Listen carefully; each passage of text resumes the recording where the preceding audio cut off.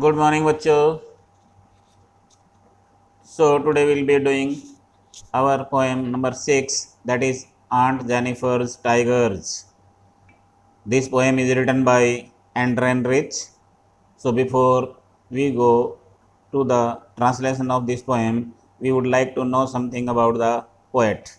Andren Rich 1929 was born in Baltimore, Maryland USA. Adrienne Rich जो कवित्री है वो यूएसए में मैरीलैंड के अंदर बेल्टिमोर में पैदा हुई थी। She is widely known for her involvement in contemporary women's movement as a poet and as theorist.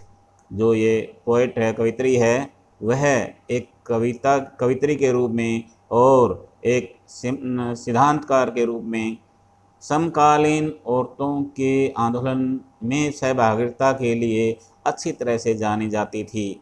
She has published 19 volumes of poetry. इन्होंने कविताओं के 19 वॉल्यूम लिखे हैं। 3 कलेक्शंस ऑफ एसेस और 3 निबंधों का संग्रह किया है। एंड अदर राइटिंग्स और बहुत सारे लेखन लिखे हैं इन्होंने।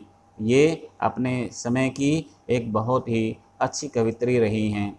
ए strong resistance to racism and militarism echoes through her work. उनके कार्यों के द्वारा एक जाति पाति के कड़े विरोध और सैन्य शक्तियों की गूंज उनके कार्यों द्वारा देखी जा सकती है। यानी इन्होंने जाति पाति का कड़ा विरोध किया है और सैन्य शक्ति का कड़ा विरोध किया है। ये सब उनके कार्यों में देखा जा सकता है। The poem on Jennifer's tigers addresses the constraints of married life a women experiences.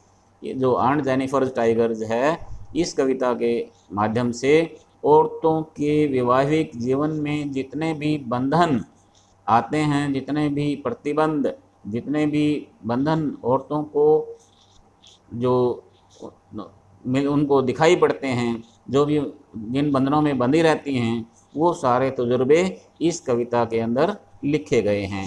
Before you read, what does the title of the poem suggest to you. इस पोएम का जो टाइटल है ऑन्ट जेनिफर्स टाइगर्स, आपको क्या सुझाव देता है? Are you reminded of other poems on tigers. क्या बाघों के ऊपर जो कविताएं हैं आपने कभी और याद की हैं, कभी आपको याद आई हैं? ये सारा आपको कवि पूछता है।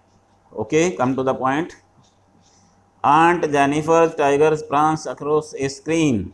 आंट जेनिफर ने जो भी पर्दे के ऊपर बाग बनाए हुए हैं वो हमेशा उछलते कूदते रहते हैं। Bright topaz denizens of a world of green. और ये जो टाइगर हैं हरे भरे संसार के पीले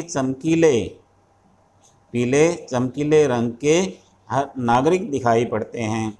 दे don't fear the man beneath the tree, they space in sleek chivalric certainty. अब वो कहती हैं कि ये इतने नीडर हैं कि कुछ दूरी पर पेड़ों के नीचे आदमी खड़े हुए हैं, लेकिन ये फिर भी इधर उधर टहल रहे हैं, सुंदर दिखाई देते हैं, बहादुर दिखाई देते हैं और निश्चितता से भरे हुए हैं, किसी से भी ये डरते नहीं हैं। यहाँ पर जो कवित्री है औरतों के वैवाहिक जीवन के बंधनों के तजुर्बे को यहाँ पर बताती हैं, क्योंकि जो मेल कम्युनिटी है वो फीमेल कम्युनिटी पर अपना प्रभुत्व जमाए रखते हैं, अपना प्रेशर बनाए रखते हैं, क्योंकि वो ये सोचते हैं कि ये घर का कार्य तो करने की जिम्मेवारी केवल औरतों की ही है, उनको ही बच्चे पैदा करने हैं और उन्होंने ही इनकी परवरिश करनी है। इस प्रकार से सारा का सारा दबाव, सारा का सारा प्रेशर इनके ऊपर जीवन भर मेल कम्युनिटी का बना हुआ रहता है। Aunt Jennifer's fingers flittering through her wool find even the ivory needle hard to pull। जब वो टाइगर बनाती हैं, अपने पर्दे के ऊपर बाग बनाती हैं और जो ऊन, जिस ऊन से बनाती हैं वो सुई, जो जिस सुई में ये ऊन बनी लगी हुई होती है और वो सुई जो है हाथी के दांत की बनी हुई होती है, यानी बहुत ही शक्ति मतलब बहुत ही हार्ड होती है, सख्त होती है। वो औरत वो उसको खींच नहीं पाती हैं, क्योंकि आंट जेनिफर्स कहती हैं अब जीवन भर काम करते करते मैं बहुत ही शक्तिहीन हो गई हूँ, मैं बहुत ही कमज़ोर हो गई हूँ, अब मेरे से ये सुई खींचती नहीं है, अगर मैं खींचती हूँ तो मेरी उंगलियाँ कांपती हैं, यानी अब मेरे हाथ और मेरी उंगलियाँ सारे जीवन भर काम करते करते कमज़ोर हो गए हैं। इस प्रकार से वो उस सुई को जो हाथी के दांत की बनी हुई है उसको भी खींच नहीं पाती है। The massive weight of uncle's wedding band sits heavily upon aunt Jennifer's hand, और जो अंकल की शादी के बंधनों का जो बोझ है, जो वजन है, वो आंट जेनिफर के हाथों पर बहुत ही भारी लग रहा है, यानी अब वो सारा जीवन करते करते अब थक गई हैं और हल्की सी चीज़ भी उनको भारी लगने लग गई हैं, क्योंकि आदमी हमेशा औरतों को ही दबाता रहा है जीवन भर, और सारा कार्य घर का उनके ऊपर ही थोपता रहा है, उनके ऊपर ही डालता रहा है, चाहे कितना भी कार्य हो। When aunt is dead, her terrified hands will lie still ringed with ordeals she was mastered by.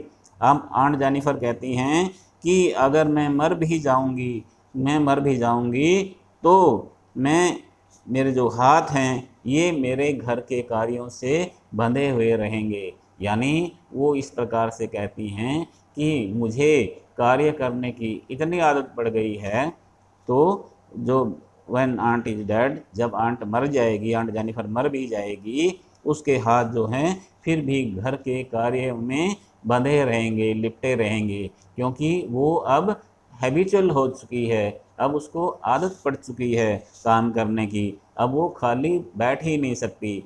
तो इसलिए वो कहती है जब भी वो मर जाएगी फिर भी उसके जो हाथ हैं उसके कार्य ही करते रहेंगे, क्योंकि घर के कार्यों से वो इतनी लिपट गई है, इतनी बंध गई है। The tigers in the panel that C made, यहाँ तक कि ये तो मर जाएगी लेकिन इसके कार्य जो है ये फिर भी सोचती रहेगी कार्यों के बारे में, लेकिन वो ये कहती हैं आखिर में जो बाग मैंने पर्दे के ऊपर बनाए हैं वो हमेशा ऐसे ही उछलते कूदते रहेंगे, वो ऐसे ही हमेशा विल गो ऑन प्रांसिंग, उछलते कूदते रहेंगे, गर्व से भरे रहेंगे, एंड अनअफ्रेड, और वो निडर रहेंगे, किसी से भी डर नहीं पाएंगे, क्योंकि औरतें जो हैं जीवन भर आदमियों से डरती रही हैं, लेकिन उनकी बनाई हुई चीज़ें हमेशा निडर रहेंगी, गर्व से भरी रहेंगी और उछलते कूदते रहेंगे। जैसे पर्दे के ऊपर उन औरतों द्वारा बनाए गए ये जो बाग हैं उछलते कूदते रहते हैं, हमेशा गर्व से भरे रहते हैं, इसी प्रकार ये भरे रहेंगे।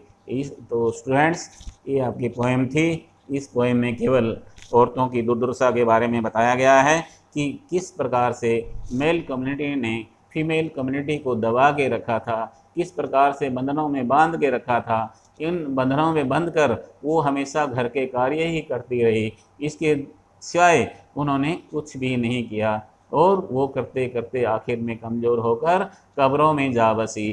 कब्रों में पड़े पड़े भी उनको अपने घर के कार्यों की याद आती रही, क्योंकि वो हमेशा इन कार्यों में लगी रहती थी, उनके हाथ हमेशा ये कार्य करते रहते थे, तो उनको अब आदत पड़ गई थी कार्य करने की। तो students, this was your poem, kindly revise the poem, okay, learn it, please don't waste your time, because you are in 12th class, you are fully matured now, I don't have to chase you, I don't have to say you any abnormal things, please be a good students, be obedient and do the work cheerfully, don't be upset, don't become sad, everything will be okay, nothing is difficult in your life, please revise it, learn it. Thank you, have a nice day.